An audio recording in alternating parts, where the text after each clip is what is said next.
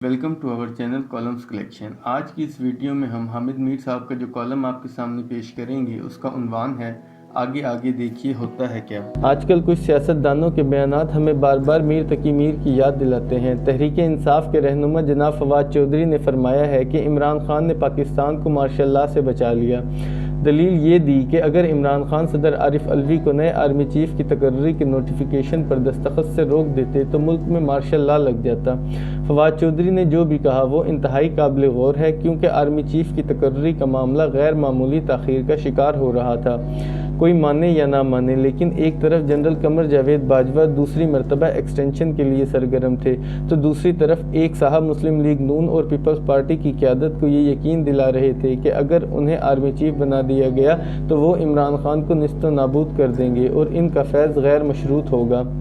न जाने बाजवा और फैज़ मिलकर खेल रहे थे या एक दूसरे को धोखा दे रहे थे, लेकिन ये तय है कि GHQ से वज़ारत दिफ़ा को आर्मी चीफ के लिए नाम भिजवाने की समरी में ताख़ीर बहुत सोच समझ कर की गई। आखिर में जब समरी भेज दी गई तो ख्याल था कि अगर वज़ीर आज़म शहबाज शरीफ ने जनरल आसिम मुनीर को आर्मी चीफ बनाने का फ़ैसला किया तो इमरान खान सदर आरिफ अलवी को इस फ़ैसले की तस्दीक से रोक देंगे। एक नया बहरान पैदा हो जाएगा और मार्शल लॉ के हालात पैदा हो जाएंगे। फवाद चौधरी बुरा न मनाए तो अर्ज़ है कि जब वज़ीर आज़म ऑफिस ने समरी सदर आरिफ अलवी को भिजवाई तो हमारी इत्तला के मुताबिक उन्होंने इस पर दस्तखत कर दिए। दस्तखत करने के बाद वो वज़ीर आज़म के हवाई जहाज़ पर लाहौर गए और इमरान खान से मुलाकात की। खान साहब समरी पर दस्तखत से रोकते भी तो कोई फ़ायदा ना होता, लेकिन खान साहब को भी मार्शल लॉ के ख़तरे का एहसास था। उन्होंने सदर को दस्तखत से नहीं रोका और यूं मार्शल लॉ का ख़तरा टल गया। फवाद साहब का बयान पढ़कर मुझे मीर तकी मीर का ये शेर याद आया। उल्टी हो गई सब तदबीरें, कुछ ना दवा ने काम किया, देखा इस बीमारी दिल ने आखिर काम तमाम किया। मार्शल लॉ किसने लगाना था? जाहिर है जनरल बाजवा ने लगाना था, जिनकी ज़बान से मैंने मार्शल लॉ की बात एक दफ़ा नहीं बार बार सुनी। इनके दिल के किसी गोशे में 5000 अफराद को लटकाने की एक ख्वाहिश अक्सर अंगड़ाइयाँ लेती थी। ये ख्वाहिश इनकी ज़बान पर तड़पती, लेकिन फिर वापस दिल में जाकर सो जाती। रिटायरमेंट से कुछ दिन पहले नेशनल डिफेंस यूनिवर्सिटी की एक सिक्योरिटी वर्कशॉप में कई घंटों तक उन्होंने ख़िताब फरमाया।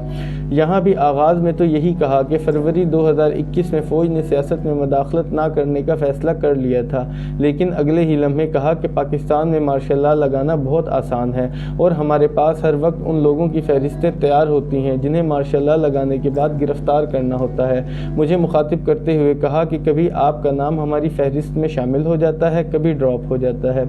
उस दिन उन्होंने मीडिया पर बहुत गुस्सा झाड़ा और कहा कि जब भी हम कश्मीर का मसला हल करने के करीब पहुँचते हैं आप लोग कश्मीर फरोशी की बातें करने लगते हैं। ये इल्ज़ाम भी लगा दिया कि आप लोग भारी तनख्वाहें लेते हैं और टैक्स भी अदा नहीं करते। जनरल बाजवा तकरीबन हर मुलाकात में हमारी तनख्वाहों पर ज़रूर गुफ्तगू करते थे, अक्सर उनकी इन्फॉर्मेशन गलत होती। उस दिन NDU में नसीम ज़हरा ने उन्हें चैलेंज कर दिया और कहा कि आपने टैक्स चोरी का इल्ज़ाम लगाया है तो अब सबूत पेश करें, वरना अपने अल्फाज वापस लें। बाजवा साहब ने नसीम ज़हरा को दबाने की कोशिश की, लेकिन जब उस जुर्रतमंद खातून ने भी बुलंद आवाज़ में आर्मी चीफ से बार बार कहा कि सबूत के साथ बात करें तो पाकिस्तान के ताकतवर तरीन शख्स ने बात बदल दी। हकीकत ये है कि सिविलियंस की कमज़ोरियाँ साजिशी जर्नैलों की ताकत बनती हैं। नसीम ज़हरा की कोई कमज़ोरी बाजवा के पास न थी, लिहाजा उन्होंने 1 मिनट में बाजवा साहब को चुप करा दिया। उस दिन बाजवा साहब ने ये एतराफ़ भी कर लिया कि फ़ौज बहैसियत इदारा न्यूट्रल हो चुकी है, लेकिन उन्होंने ज़ाती हैसियत में इमरान खान को समझाने की काफ़ी कोशिश की। बाजवा साहब एक ज़माने में शहबाज शरीफ को भी बहुत समझाया बुझाया करते थे। 2018 के इंतखाबात से कबल एक दिन जनरल बाजवा ने उस वक्त के DGISI जनरल नवीद मुख्तार और उनके नायब फैज़ हमीद की मौजूदगी में शहबाज शरीफ से कहा कि अगर आप वज़ीर आज़म बन जाएँ तो आपकी काबीना में कौन कौन शामिल होगा। शहबाज शरीफ को समझ आ गई कि मेरे साथ डील करने की कोशिश की जा रही है। उन्होंने कहा कि पार्टी क़यादत से सलाह मशवरे के बाद ही काबीना बनेगी। फिर उन्हें कहा गया कि आपको अपने भाई नवाज शरीफ की सियासत से दूरी अख्तियार करना होगी। ये वो लम्हा था जब शहबाज शरीफ एक छोटी सी हाँ कह देते तो वज़ीर आज़म बन सकते थे, लेकिन उन्होंने तीनों जर्नैलों को साफ बता दिया कि वो हमेशा से फ़ौज के साथ मफाहमत के हामी रहे हैं, लेकिन वो नवाज शरीफ का साथ नहीं छोड़ेंगे। अर्ज़ ये करना है कि जनरल बाजवा ज़ाती तौर पर इमरान खान को वज़ीर आज़म नहीं बनाना चाहते थे, लेकिन शहबाज शरीफ के इनकार के बाद इमरान खान उनकी मजबूरी बन गए। عمران خان نے باجوہ کے ساتھ چلنے کی ہر ممکن کوشش کی۔ باجوہ نے کہا کہ اسد عمر کو وزارت خزانہ سے ہٹا کر حفیظ شیخ کو لے آؤ۔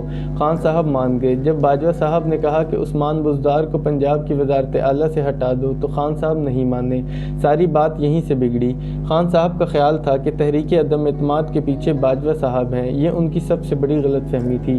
تحریک عدم اعتماد کے ماسٹر مائنڈ آصف علی زرداری تھے، جنہوں نے شہباز شریف کو اپنا امیدوار بنا کر خود باجوہ کو حیران کر دیا۔ باجوہ صاحب نے آخری وقت تک عمران خان کو بچانے کی کوشش کی، یہاں تک کہ ایک ریٹائرڈ بریگیڈیئر کو بلوچستان عوامی پارٹی کے رہنما خالد مکسی کے پاس بھیجا اور ان سے کہا کہ آپ عمران خان کا ساتھ نہ چھوڑیں، لیکن باپ والے باجوہ صاحب کے بھی باپ نکلے۔ خالد مکسی نے براہ راست باجوہ کے سامنے بیٹھ کر کہہ دیا کہ مارشل لا لگانا ہے تو لگا دو، ہم اپنا فیصلہ نہیں بدلیں گے۔ جب شہباز شریف وزیر اعظم بن گئے تو اس کے بعد باجوہ صاحب نے پرویز الہی کو ان کے خلاف استعمال کیا اور پھر چیف الیکشن کمشنر سکندر سلطان راجہ پر دباؤ ڈالا کہ آپ یا تو نئے انتخابات کا اعلان کریں یا پھر استعفے دیں۔ راجہ صاحب نے جس جگہ اور جس انداز میں انکار کیا، اس پر تو پورا کالم لکھا جا سکتا ہے۔ انہیں بھاولپور سے بھی پیغامات آتے رہے کہ آپ نئے انتخابات کا راستہ ہموار کریں، لیکن راجہ صاحب نے سب کو بے فیض کر دیا۔